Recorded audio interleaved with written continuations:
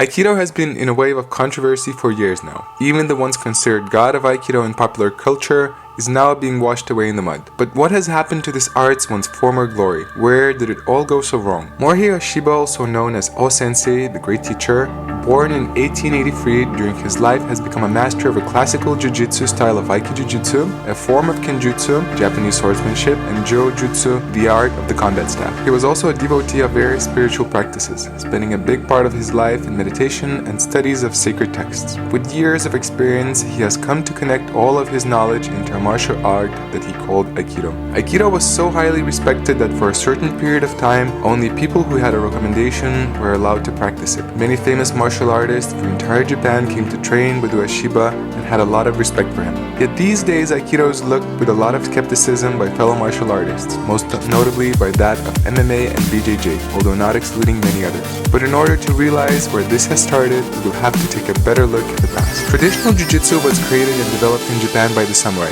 mainly to defend against armored and potentially armed opponents in the battlefield or in other places. Yet after the Meiji Restoration in 1868, which ended the samurai class, completely changed people's relationship to martial arts. Various martial arts, including jiu-jitsu, have started to be considered unfashionable and had little interest to people. Also, with the changing times, most of the jiu-jitsu masters started to conclude that their art has become impractical and thus stopped their practices entirely. Yet Jigoro Kano, born 1860, being bullied in his childhood, decided to learn jiu-jitsu nevertheless. After a long and difficult search for a teacher who would still be willing to teach, he eventually not only came to learn the art himself, but also became a master of it. Yet he did not stop there. With jiu-jitsu still being unpopular and not accepted by the general public, Sensei Kano decided to not only change some of the techniques, but also to rediscover its emphases and philosophy, which suited more the modern day. Thus, Judo was born, a martial art that was more adapted to the current time. Judo has become increasingly popular and its practitioners constantly won in contests against other styles of jiu-jitsu, thus proving its superiority.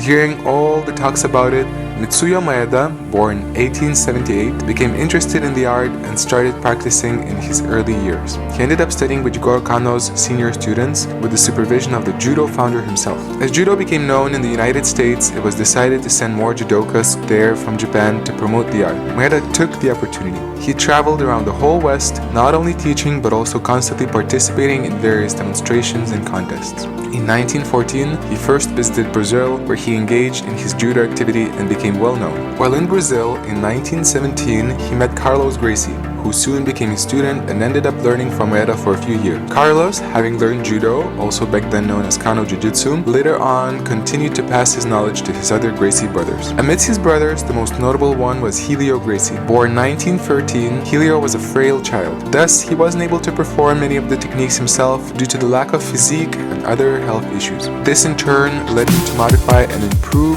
what he was taught. Continuing to improve what they have learned, Carlos and Helio's Jiu-Jitsu has become so effective that they decided to start hosting an event which was already popular in Brazil, known as Vale Judo, a full-contact, unarmed combat event with limited set of rules, where the Gracie brothers would compete against other styles of combat.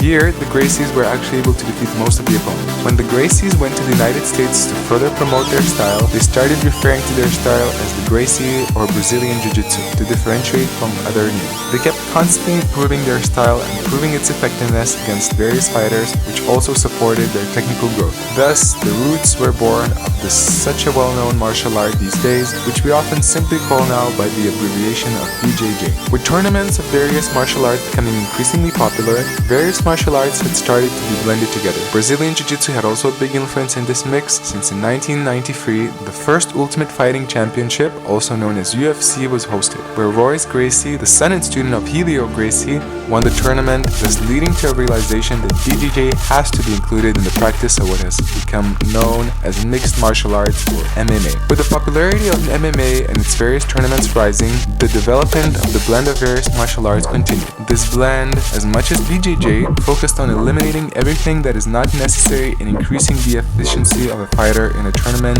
leaving only whatever is most practical. In In other words, practicality and efficiency has become the basis of modern martial arts. Yet here we reach the point where we come back to Aikido. With its deep philosophical roots, Morihei Ueshiba did not approve any competition. He stated that Aikido is meant for reconciling conflict and the betterment of the individual rather than deciding who is more efficient. Thus, Aikido was never exposed to an urge of needing to improve its techniques in order to perform better in tournaments, or was never continuously forced to look at its lacks. Also, ironically enough, despite that Sensei kept improving and changing his art, many of the Aikido instructors refused to change Aikido on a fundamental level, trying to honor the founder in this way. Even some main Aikido teachers, such as Sensei Morihiro Saito, went so far as to make it his primary goal to preserve the art exactly as it is. While this corresponds to the cultural values of Japan to preserve and honor the past, this phenomena has been transmitted to the West as well, with many instructors refusing to make any substantial changes to the art, thus leaving Aikido with the same form, techniques, and presentation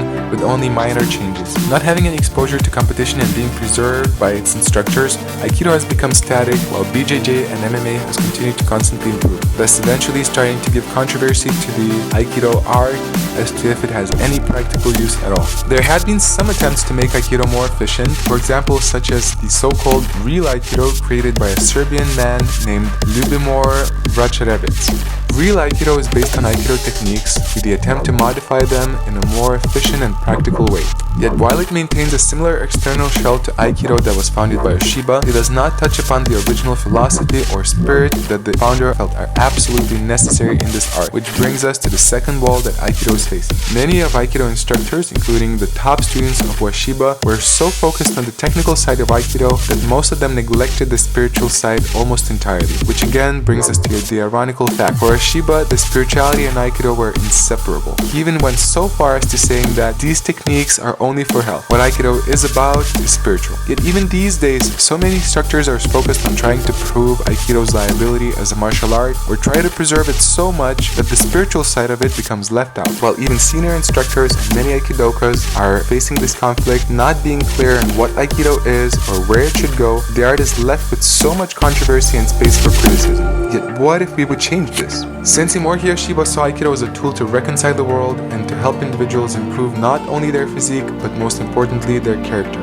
For him, technique was just a platform upon which he could share his message, that true victory is the victory against oneself. The world already has plenty of effective martial arts, yet it is still missing an effective way to reconcile it. Sensei saw that, and that is the reason he created a different martial art and not a continuation of Jiu-Jitsu. If Sensei wasn't concerned about proving Aikido against other martial arts, and he wasn't concerned about the importance of technique, why are we? As long as we will put Aikido in the same box as BJJ or MMA, it will never become as popular. Even if we would modify it and adapt its techniques, yet we would lose the essence of it, what would the use of Aikido be? I say, let's stop comparing football to chess. Let's respect them, appreciate and benefit from what they are. Aikido can be a unique tool to make a difference in people's lives and that of the world. It does not deny the chance to improve it, make it better, and adapt it to this day. Actually, it needs that. But just changing the technique will never be enough. As long as we will continue to put it into an existential competition to other martial arts, we will never have the space to reveal Aikido's true message and purpose, and it will never have the popularity that it deserves. I say,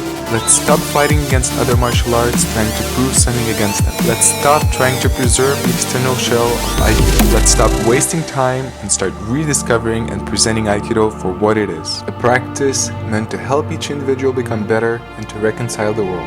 How to do this? We'll have to rediscover again together.